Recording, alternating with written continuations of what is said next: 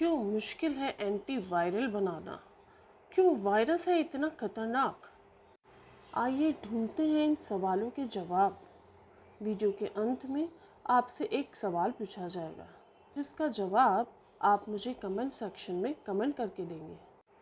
Friends, आप जानते हैं कि जिस तरह एक दीवार ईंटों से मिलके बनी होती है, छोटी छोटी ईंटें मिलके एक पूरी दीवार बनाती हैं, वैसे ही किसी भी लिविंग ऑर्गेनिज्म का जो बिल्डिंग ब्लॉक होता है, जो ईंटें होती है, वो होती है सेल। किसी सेल के अंदर वो सारे प्रोसेस होते हैं जो किसी भी लिविंग ऑर्गेनिज्म के लिए ज़रूरी हैं, जैसे कि respiration, digestion, excretion, transportation, reproduction, etcetera. अब आइए हम देखते हैं बैक्टीरिया में क्या होता है। बैक्टीरिया के अंदर भी वो सारी सेल मशीनरी प्रेजेंट है जो कि एक लिविंग सेल में होती है, जैसे कि जेनेटिक मटेरियल आप देख रहे हैं जो कि डीएनए, आरएनए, या फिर आप देख रहे हैं सेल वॉल भी प्रेजेंट है इसके अंदर, साइटोप्लाज्म भी प्रेजेंट है इसके अंदर। एंटी मीन्स अगेंस्ट, तो anti bacterial is against bacteria. जो भी आप एंटी बैक्टीरियल लेते हैं वो बैक्टीरिया को किल करता है, बैक्टीरिया को ख़त्म करता है। अब वो कैसे ख़त्म करता है इसको समझेंगे थोड़ा। एंटी बैक्टीरियल या तो बैक्टीरिया की सेल वॉल को ख़त्म करेगा, या उसके साइटोप्लाज्म को ख़त्म करेगा, या उसके जेनेटिक मटेरियल को ख़त्म करेगा। इनमें से किसी भी तरीके से बैक्टीरिया को ख़त्म किया जा सकता है, इसलिए एंटी बैक्टीरियल आसानी से बन जाते हैं। अब थोड़ा वायरस को समझ लेते हैं।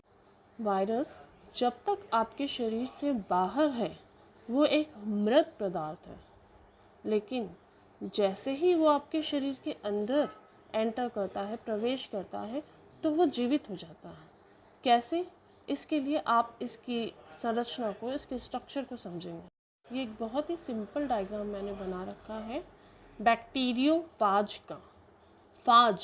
फाज का जो शाब्दिक अर्थ है, जो मीनिंग है, वो ये है खाने वाला। मतलब ऐसे वायरस जो बैक्टीरिया को खा जाते हैं उनको हम कहते हैं बैक्टीरियोफाज। गंगा नदी के पानी में ये बैक्टीरियोफाज ही उपस्थित है, जिसके कारण गंगा का पानी बहुत ही पवित्र माना जाता है, क्योंकि ये बैक्टीरियोफाज बैक्टीरिया को खा जाते हैं।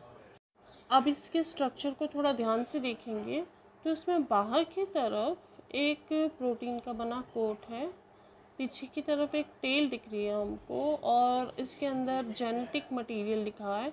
तो जेनेटिक मटेरियल होता है डीएनए या आरएनए, जो हमारे गुणों को निर्धारित करता है।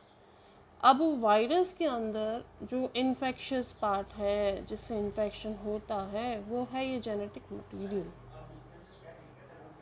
और वायरस को ख़त्म करने का सिर्फ एक ही तरीका है, वो है इस जेनेटिक मटेरियल को ख़त्म करना। वायरस के साथ ये विडंबना है कि इसके पास खुद की सेल मशीनरी तो है नहीं, तो ये क्या करेगा, जैसे ही हमारे शरीर में प्रवेश करेगा, ये हमारे शरीर की कोशिकाओं की या सेल की मशीनरी को काम में लेगा।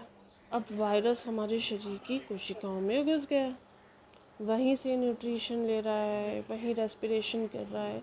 तो अगर हम वायरस को मारना चाहते हैं, मतलब अगर हम एंटीवायरल लेते हैं, तो इससे नुकसान सबसे पहले किसको होगा? हमारे शरीर की कोशिकाओं को ही होगा।